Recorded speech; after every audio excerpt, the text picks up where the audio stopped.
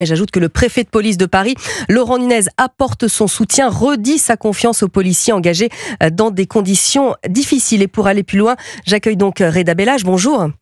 Bonjour. Porte-parole du syndicat de police Unité Île-de-France. Vous avez vu, j'imagine, ou entendu cette vidéo d'une extrême violence à l'égard de vos confrères.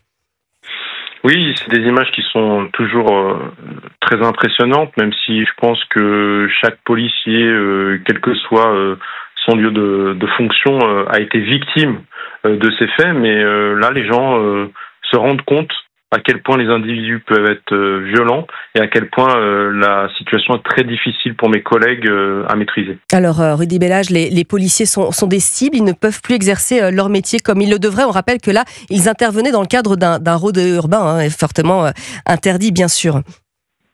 Oui, alors on est toujours sur l'aspect missionnel, c'est-à-dire que ceux qui sont en première ligne, ce sont les policiers. Pourquoi ? Parce qu'il y a une volonté gouvernementale, politique, même citoyenne, de mettre fin et de lutter contre les rodéos urbains. Donc les collègues, comme à leur habitude, font leurs opérations.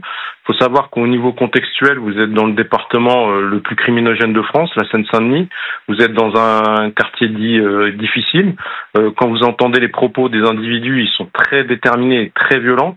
Et quand vous êtes motard, je voudrais rendre hommage aux motards, parce que quand vous êtes motard, c'est encore plus difficile. Et nous, les collègues, moi j'ai travaillé longtemps en brigade anticriminalité, quand vous êtes en véhicule, vous êtes très content d'avoir les motards, parce qu'il n'y a qu'eux qui arrivent à pouvoir poursuivre ces individus et à pouvoir les intercepter. Aujourd'hui, hier en tout cas, ils n'ont pas réussi à interpeller l'individu, parce que à force, ils connaissent aussi bien les quartiers que nous, parce que c'est de plus en plus difficile, comme le montrent les images, pour nous de circuler dans ces quartiers-là. Donc je pense qu'il faut rendre hommage à tous les motards de France qui font un métier très spécifique, très dangereux, et qui est pas assez valorisé à mon goût. Et alors, Reda Bellage, on a l'impression vraiment que l'histoire se répète. 68 refus d'obtempérer par jour. C'est colossal. Oui, c'est énorme, c'est énorme. On nous annonce des soi-disant baisses, mais bon, c'est peut-être parce qu'il y a moins de constats. Mais vous savez, quand un délinquant renverse quelqu'un et qu'il prend la fuite, ça s'appelle un délit de fuite. Mais si les policiers vont derrière, on va dire que c'est un refus d'obtempérer. Mais s'ils vont pas derrière, ils sont pas en refus d'obtempérer. Donc pour moi, en tout cas, chaque délit de fuite peut être assimilé à un refus d'obtempérer potentiel. Donc je pense que les chiffres ne reflètent pas la réalité et que vraiment, il y en a encore plus que ce qu'on en pense. Et alors, qu'est-ce qu'on peut attendre, Reda Bellage, de Bruno Retailleau ?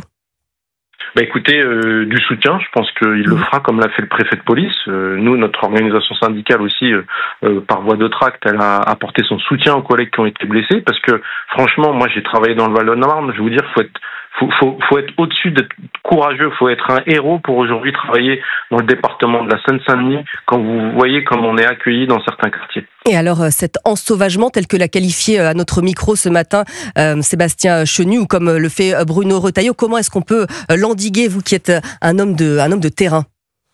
Oui, comme vous dites, le terrain. C'est-à-dire qu'il faut pas lâcher le terrain. Faut prioriser le terrain, prioriser le contact avec la population. Faut pas qu'il y ait de zone de non-droit, parce que quand vous voyez les images qu'on voit, en fait, les gens se rendent compte qu'il y a beaucoup et de plus en plus de lieux en France qui sont devenus des zones de non-droit, où quand vous êtes policier, vous êtes obligé de faire des tirs de sommation, je dis bien des tirs de sommation, pour pouvoir vous en tirer et ne pas être blessé ou ne pas être tué. Eh bien, merci Reda Bellage d'être intervenu et de nous avoir apporté votre expertise sur Europe 1, porte-parole du syndicat de police Unité Île-de-France.